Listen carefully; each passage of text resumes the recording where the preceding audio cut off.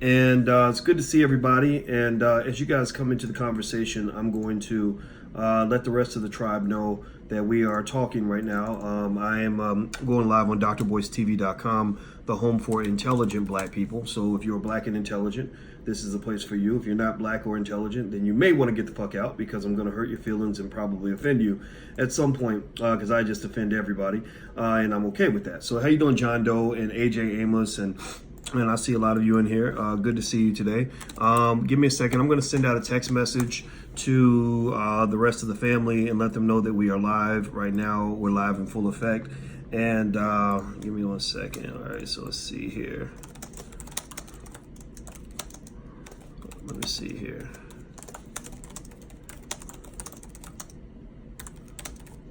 All right, so by the way, if you want to get a text message when I go live, just text Boyce, my name Boyce, to 31996. Text the word Boyce to 31996, and you can actually get a text alert when I go live. It doesn't always go out. It costs money to send out text messages, so we don't send them out every single time. But we do send them out enough that that you'll be more in the know than otherwise. Because social media kind of sucks. With Facebook, I think I have 80-something thousand people that follow my personal page, and then a few 100,000 that follow my other pages. But it's really interesting. They don't actually share when I go live with anybody. So with a few, they share with a few people, but they really go out of their way to block people. I think my association with Farrakhan probably got me in trouble, but I don't care. I'm gonna ride with the minister no matter what. So let's see here. So hit the thumbs up button if you haven't hit the thumbs up button. I want to do a quick rundown and say, hello, Daniel, Trav Films, David Smith, EC, Kenyatta Ali, Andrew McGibbon. If you're still in New York, come to Champion Bakery in the Bronx. Man, I wish I could, brother. I wish I could. I'm coming. I'll come there next time though, because I remember you mentioned that one time, and I just didn't get around to it. I apologize. It was her birthday trip, and I want to make sure I try to be a good black man and take care of my good black woman by focusing my energy. Because when you do something that's very public, a lot of things take your attention. Even little things like if I'm walking down the street and somebody stops me. Although if you ever see me on the street, please stop me, give me a hug, say hi, don't be shy. But it's a little embarrassing because I try to make sure I give my family their family time. But then sometimes the community calls, and I belong to the world, and she understands it, and I appreciate that. But anyway, Iceman 1500, what's going on? Jasmine Foster, Kay, Shalonda, Spin Beyblade, Baltimore, Maryland. I see Steve and Paul and Day and Deja and Enrico. Shout out your city, so everybody knows what city you're coming from as well. That's really important. I want everybody to know about everybody around the world who believes in the power of blackness and the power of building a strong community.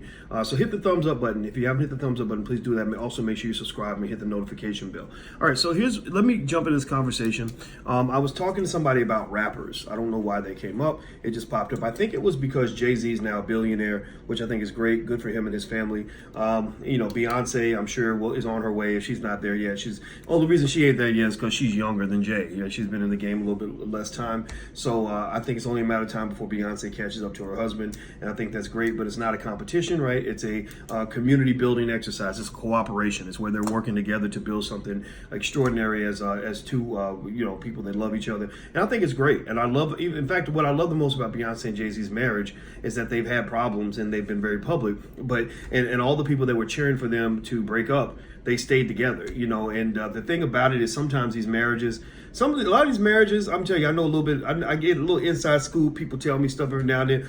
A lot of these celebrity marriages that look rock solid, those things are being held together with scotch tape and crazy glue, like for real, like literally being held together, or you just kind of lick your thumb and get it wet and hold it together, like whatever, like a little butter and a little Crisco, like literally. A lot of marriages, they just stay together because the people that are in them just decide that they're gonna make it work. They're gonna figure it out. When I asked my daddy is my mother and my father are going to be 45 years in October, and I asked my father. I said, "What's the secret to staying married for 45 years?" I'm expecting some deep, profound answer, and he said the secret to staying married for 45 years is don't get divorced.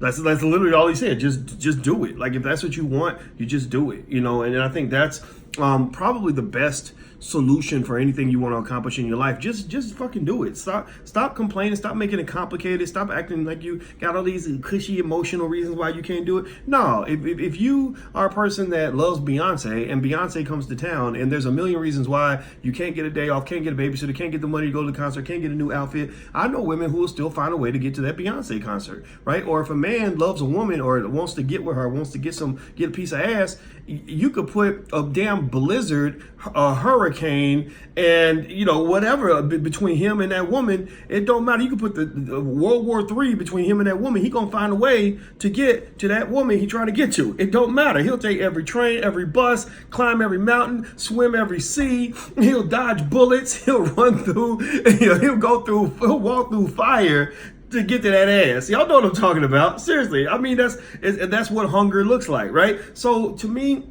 when you tell yourself that there's something you can't do, that's really you saying that, that it's inconvenient. Or that's also a way of you saying that it's not a big priority. Or that's another way of you saying, I really don't want it that much. Because if you are for real, the things you really want, you find a way to get them. Like if somebody had your child and they kidnapped your child and your child was kidnapped and taken down into Ecuador and you didn't know shit about, you ain't never been to Ecuador, ain't got no money for a plane ticket, can't take no days off work, master done told you got to come to the job on Tuesday anyway, you're still going to find a way to get to Ecuador because you love your kids. Am I right or am I right? Am I right or am I right? Right? So what I'm saying to you is that desiring something, it can be a conscious effort. Sometimes it just happens. Sometimes you just wake up one day and you just really want something really bad. You really love your kids, or you really want that woman, or you really want that Beyonce ticket, or you really want that Gucci belt, or whatever it is. But then sometimes you could talk yourself, remind yourself of what you want. That subconscious mind, that self, that meditation, that focus, that continuous inner renewal is big. So every day, if you wonder why I look like I think I'm pretty consistent. I kind of do the same thing every single day. That's because I'm very actively involved in the things that I choose to desire, the things that I want. I think about my dreams. I think about my goals. I think about my purpose. I think about my mission. So when you start doing that, what happens is God is just filling you up with a burst of energy and power that can't be stopped. You're literally, getting the power of the sun. And when you get the power of the sun, all you got to do is shine and everything else will move out of the way. So just keep shining. You got to shine. Believe in your dream. Push hard for it. That's very, very important. Decide what you want, and that's it. Make yourself want it. Okay, so anyway, hit the thumbs up button. Please hit the thumbs up button. All right, so here we go. All right, so let me give you some reasons. We were talking about rappers, and Jay-Z has the $1 billion, and Nas has a few hundred million, and I think who is it? Rihanna is the richest singer in the world, and you got all these these hip hop oriented people that are doing so well, and I think it's really great. I'm really happy for all of them, and I really think it's great for the black community because I see how people pay attention to rappers and artists. Like for example, I might have by the time this video is done, in a week maybe the video will have 10, 20, 30,000 views. But if I was a famous rapper, it would have 500,000, right? And so it is what it is, right? We value our rappers a little bit more than we value our scholars, and I'm okay with that. It is what it is. I'm not gonna rap for your ass. So if you're not into intellect, then I can't be your guy. But given that rappers have the ear of the world, I think it's great that rappers have gotten on board with the wealth building agenda for the black community. I'm glad rappers have finally joined us in the push to Black Wall Street, because I remember there was a time when I used to do the things that I do now, and the rappers didn't listen. Nobody listened. Everybody thought that this stuff was geeky, corny, that it was for white people and whatever. And I was like, no, money ain't for white people.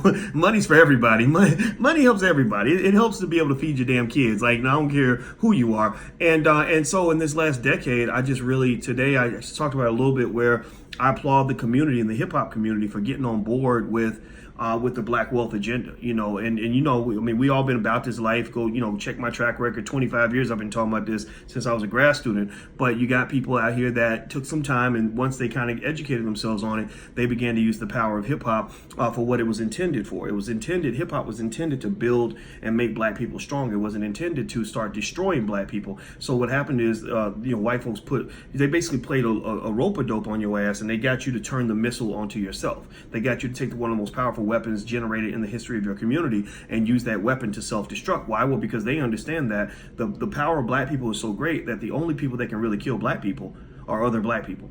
That black people are the only ones capable of taking out black people.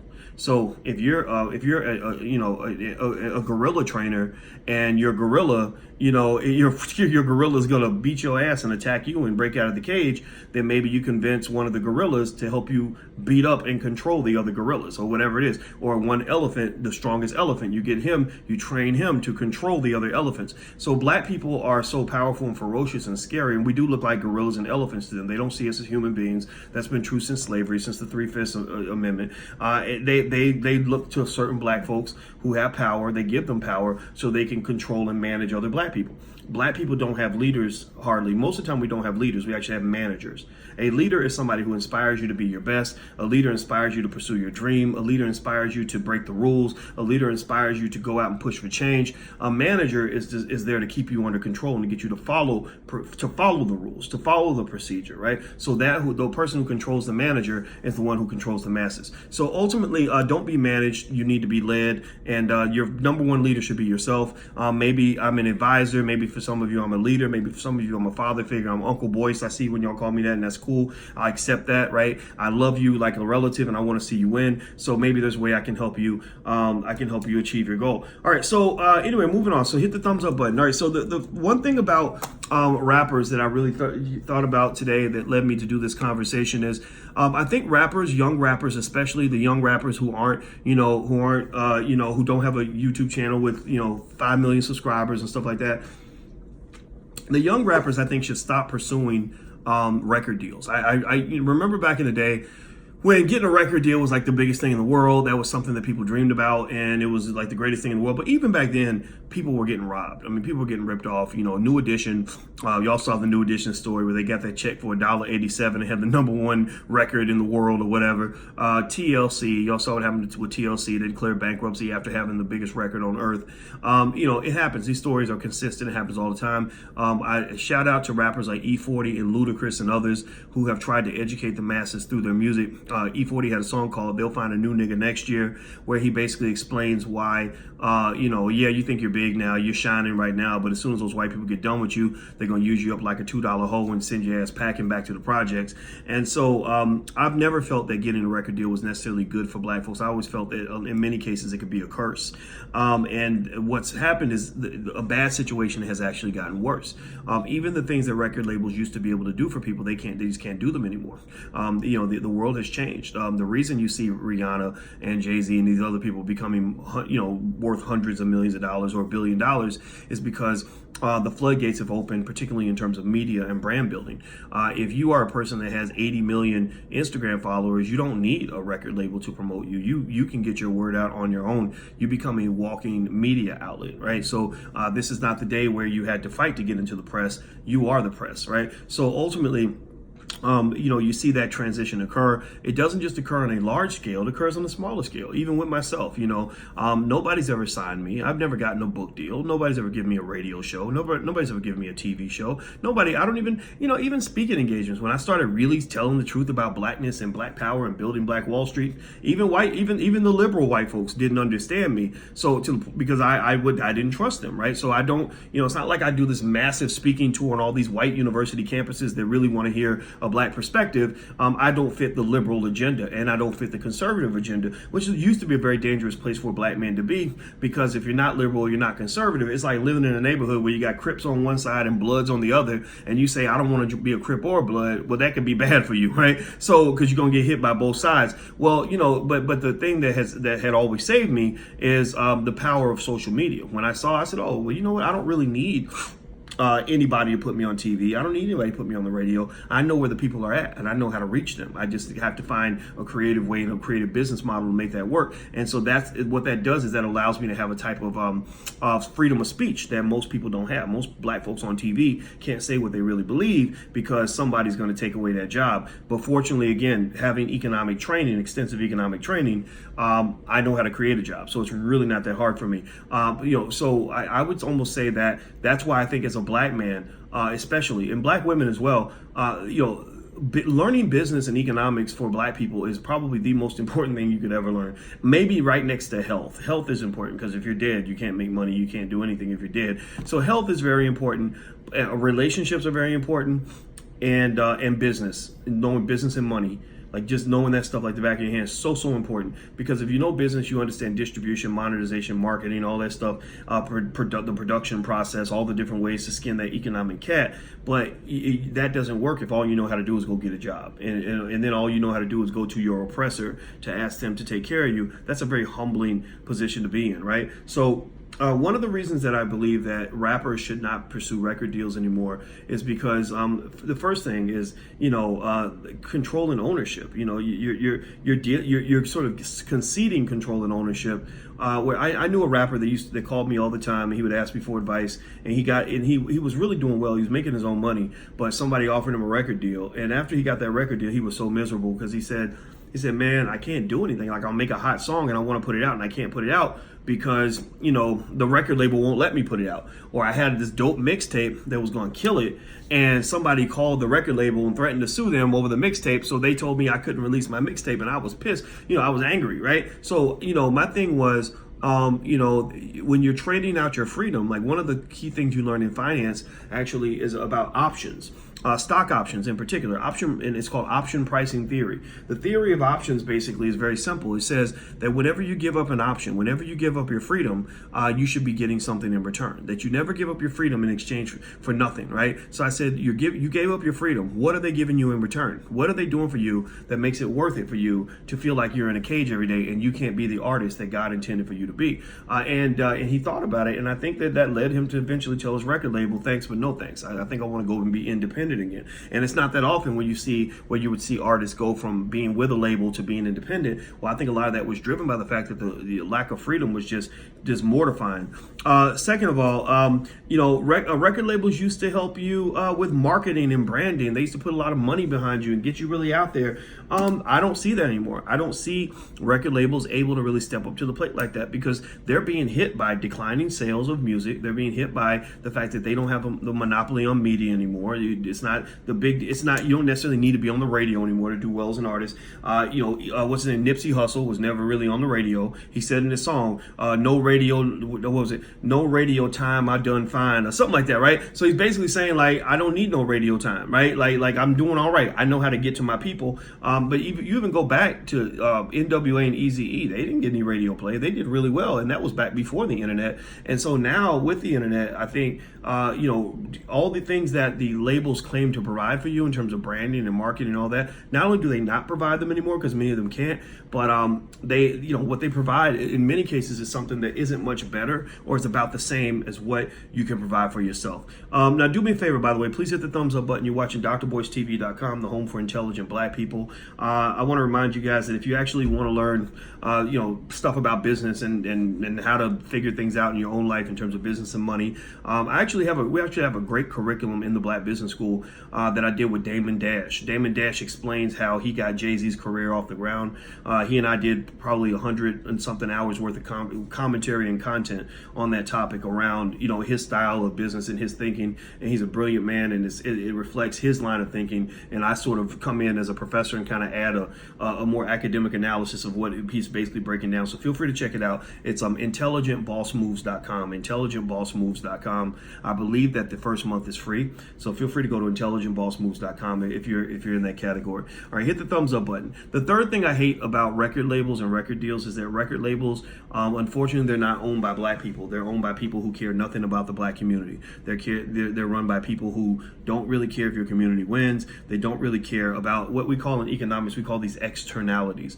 Externalities are the people that are affected by what you do. So they don't really care if a rapper like Future goes on the air and is rapping about Molly Percocet and getting 9-year-old Black children addicted to drugs, so they grow up and so they become 13, 14 years old and molest their little sisters, or go out and murder other Black men, or do horrible things in their own community, right? Or become just liabilities to the community. They don't care about that. So these labels, ownership is power, and people who have power over your community should be people who care about the community. Unfortunately, given that rappers have power, when rappers transfer that power to a record label that's owned by a white guy or a Jewish guy, that white guy, Jewish guy all the time doesn't have an incentive to care about your community. That's why do y'all remember when Michael Jackson said literally like one word in a song? He literally said, tell me if you remember this, where he literally said one little peep about Jews and they shut that shit down. Remember that? Anybody remember that? Michael Jackson, I think he wasn't even saying anything negative about Jews. He just said, he said something about kike me or whatever, like don't treat me bad like you used to treat the Jews.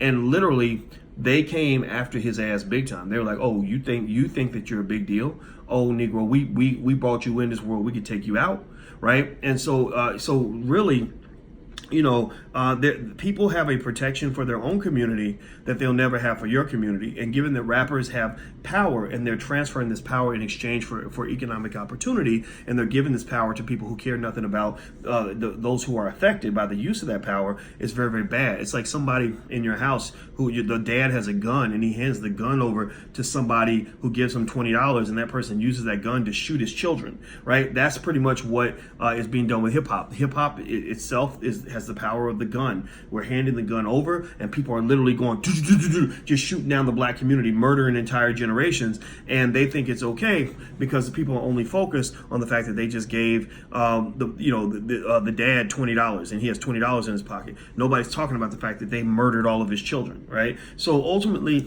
I'm not a fan of record deals because they give zero shits about black people, and they end up harming black people in the end. Third, when you talk about music itself as a financial product, or as a product that can, where people will pay money for it, that's just gone, man. Ain't nobody paying no money for no music. I mean, I don't know.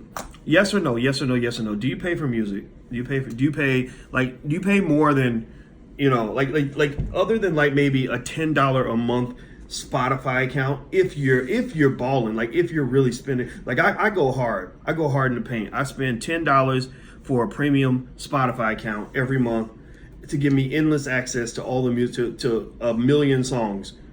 Anybody else pay more than that? Who yes or no? Do you pay more than that? Do you do what they did in the 90s and like go to the store and spend like your last $120 buying like your favorite 10 CDs? Anybody do that anymore?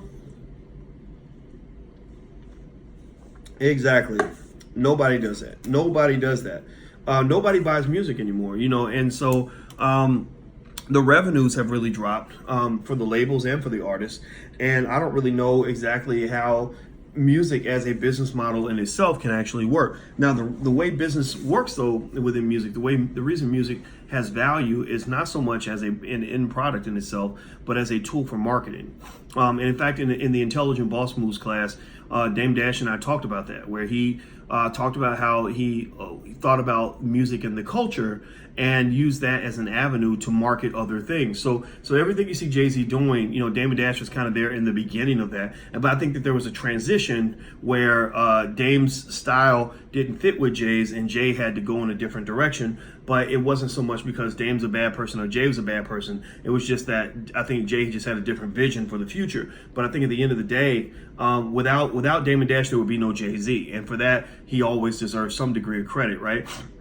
So anyway, I think that what you're seeing with music is that people use the music to build the brand. And when you build the brand, you can use the brand to actually promote and sell a product. And so that's what Rihanna's doing with her lipstick line, her makeup line, Fenty something. Jay-Z has, everything he does with Rock Nation and gosh, I forgot. I think he sells some kind of champagne or something. And a couple other things. I really hope one day we can get rappers away from just selling like clubbing related stuff. Because I think black people have too much of a clubbing culture. We spend too much damn time chilling, too much time trying to be cool, too much time trying to be fly, too much time trying to chase pussy, too much time, trying to hang out or whatever. When really, when I see the white boys that are building billion-dollar companies, they're getting together. They might be getting together doing crazy white people stuff like drinking beer and all that, but they're sitting at the computer programming. They're programming at the computer and trying to build the next Facebook, right, or the next Snapchat or the next Instagram. So I think to some extent, I think we have to address that part of the culture. I kind of don't like the fact that so many rappers lean toward fashion and liquor and everything else. I think that we got to spread it out a little bit, but to the extent that they're building wealth, I think it's a good thing. I just think we got to diversify a little bit. Everybody in our community can't be a damn alcoholic hanging out at the club every Friday night or whatever. Like at some point we got to grow up and do other things, right? So and maybe that's just me personally. I remember being in college and people thought it was weird that I would go to the library on a Saturday night, and I said, well, why is it weird for me as a black man to go to the library on a Saturday night? I have big dreams. dreams. I got to work hard for those dreams. I see Asian kids in the library on a Saturday night. Nobody tells them that that's weird. I see white kids there. Nobody says that's weird for them. I see Nigerian kids in the library on a Saturday night. And, so why is it that when I go around African American people, everybody's telling me that I'm lame because I don't want to go hang out at the step show? Fuck the step show, man. Are you going to be a goddamn professional stepper? Is that your plan? Are you going to join the stepping Olympics? Is that what you're trying to do? Because I don't understand. I was like, well, I don't understand why I'm gonna put 100 hours of effort into doing something that is going to have no long-term value for my life when I could go work on this other thing over here, a master plan for building a business that could make me millions and set me for the rest of my life and help me take care of my family and get away from the oppression of this white man. That literally was my thinking. And because I say it that way, I lose friends. I'm not gonna lie. I say it that way and people are like, oh, Boyce, you hating, you don't like the Greeks, you don't like this. That ain't true. If you Greek, I ain't dissing you. I'm just trying to get you to question your thinking a little bit. Remember, some of the stuff somebody else gave to you. African-American culture, we're beautiful, amazing people. We're so resilient. We've overcome so much. We've conquered so much. We've done so much in our lives. But at the same time, some parts of our culture need a motherfucking overhaul. Tell me yes or no, yes or no, yes or no. Tell me if you think that there are some areas of black culture that just need a damn overhaul. That just need, where we gotta like stop and be like, why do we do that dumb shit? Like, why do we think it's cool to eat a pig's ass and put sugar and honey on it? Like what does that, who taught us that? Right? Seriously, or why, or what's going on with the baby mama, baby daddy itis? How come none of our kids have two parents in the house? Like, what's happening here? Maybe we got to think about how we're building families. It doesn't mean you're dissing anybody. I'm not hating on nobody. Everybody makes, those mistakes, right? Everybody makes some of those mistakes, and I'm in that category. I had a baby mama. I had a baby when I was 18. A lot of us make mistakes. I'm just saying though, you can't just sit here and keep doing the same thing and act like that's okay. Like, we got to do better, man. I think we can do better. We are great people. We're extraordinary people when we're focused, but sometimes we ain't focused. Like, sometimes and a lot of that comes from the fact that we were trained to be unfocused.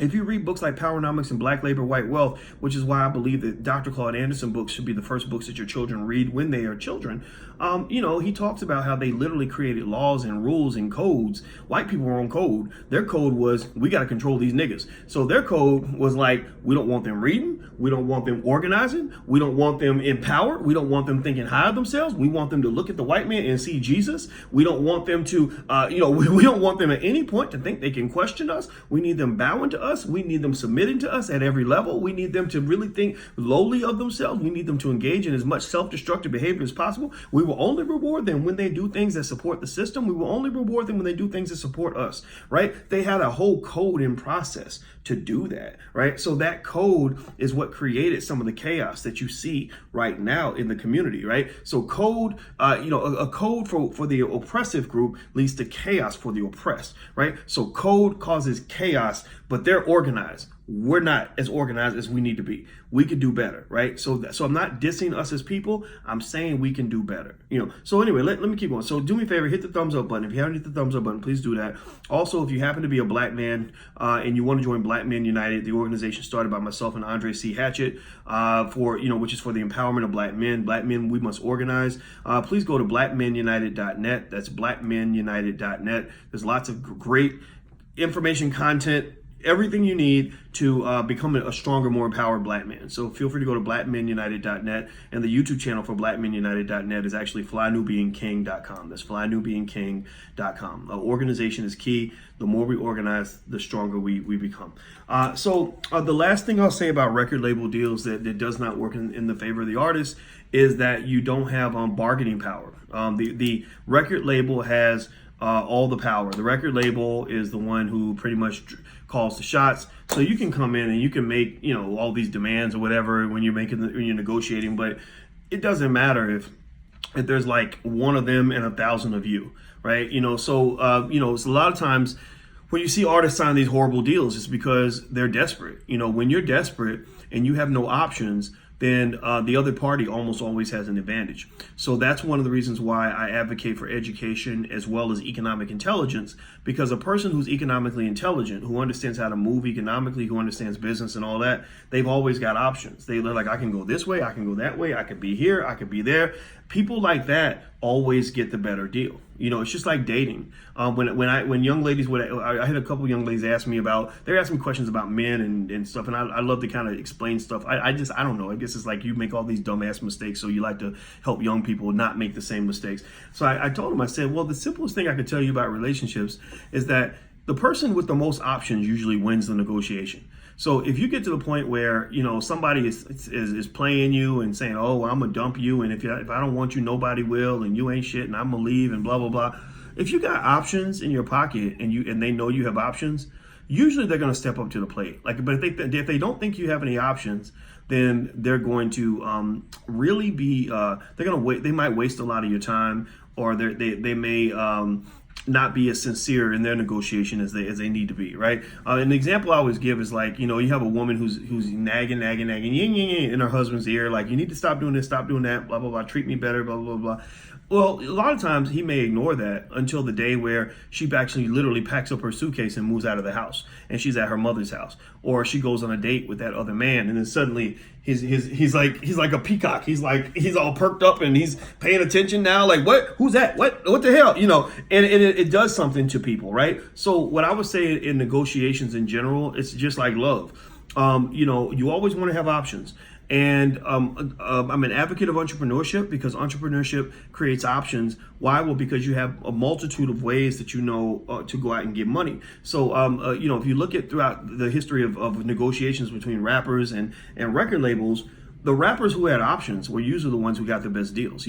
Even MC Hammer talked about how way back in the day, even old MC Hammer was talking about how, they were trying to get him to sign a record deal, and he was like, I was making crazy money selling records out of the trunk of my car. So I didn't really need a record deal. I could, so I took my time.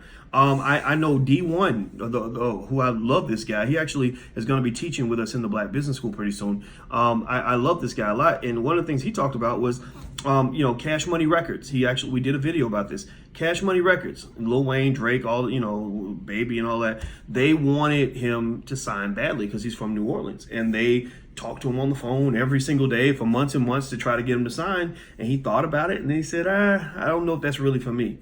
And the reason he was able to be patient and take his time at an opportunity that other people would have just jumped at is because D1 knows business like nobody's business.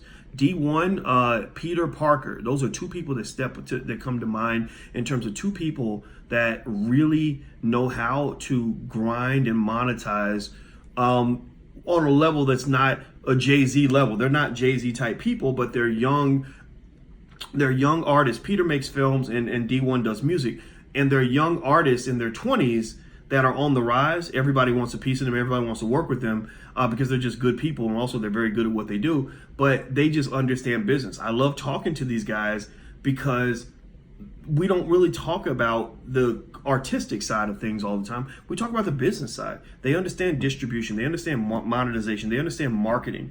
Peter Parker is a genius at it. D1 has made millions of dollars without a record deal, right? So ultimately, I think that's the blueprint that people should follow. I really think if you know a young artist or whatever, tell them to spend as much time in business school as they spend learning how to make music. Like I think that's the lesson here. I think that the artists at the top of the game, the Ice Cubes, was Ice Cube, Jay-Z, Nas.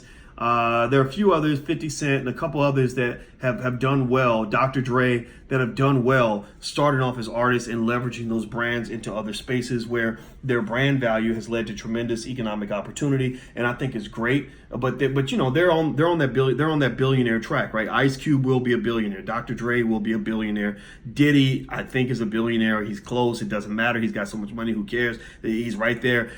These guys are on that high level. And I don't think that we should just focus just on that high level. Those models can actually work on a smaller level too. So maybe instead of becoming a billionaire, maybe you just become a millionaire. I know a lot of rappers who would be really happy making $200,000 a year doing what they love. Another guy that I love, Immortal Technique. Immortal Technique and Tech Nine, both of those guys. I got the tech part. Those are two of my favorite artists because they move very intelligently when it comes to the business space. They're able to preserve their freedom and still make enough money to do what they got to do, still do what they love, still be very successful, but they're not slaves to the corporate machine. And that's what I'm leaning toward, is black people have to be really careful about submitting ourselves to corporate slavery, because for us it's much more damaging than it is when they do it, because our community is always under attack. They will use the power of your words to come out and to destroy you. Chameleonaire, that's another one. Chameleon, I don't think Chameleonaire's made a hit song in about 10 years, right? but I think Chameleonaire is doing his thing as far as investing and all. I don't know exactly what he's up to, but I see him pop up every now and then. I saw him with some courtside seats to the somebody, I forgot, the Golden State Warriors games or something. So he must be doing all right if he's getting courtside seats to Warriors games. But either way though, those are my thoughts. I don't think that record deals are the solution for artists. And also even for filmmakers. It expands to you guys. I don't really know if some of these deals make any sense, but I do know that there are opportunities out there, and I think understanding the landscape is the best move that you can make. So if you want to get started in learning business and spending your time learning business, that's what the Black Business School is all about. That's our unique proposition, in the sense that we're very much in tune with the Black community and the business world, to the point where we're adjusting to things as they happen. Whereas in business schools, you go $100,000 in debt and they're teaching you stuff that your professor applied back in 1992. Well, we need people that are going to teach you things that apply to 2019, 2020, 21 and beyond, right? So feel free to go to theblackbusinessschool.com, or if you actually want to get started in our Black Money sequence, the first class is at blackmoney101.com. That's blackmoney101.com. So feel free to give it a try. We have an excellent customer service team. I think you guys will like it,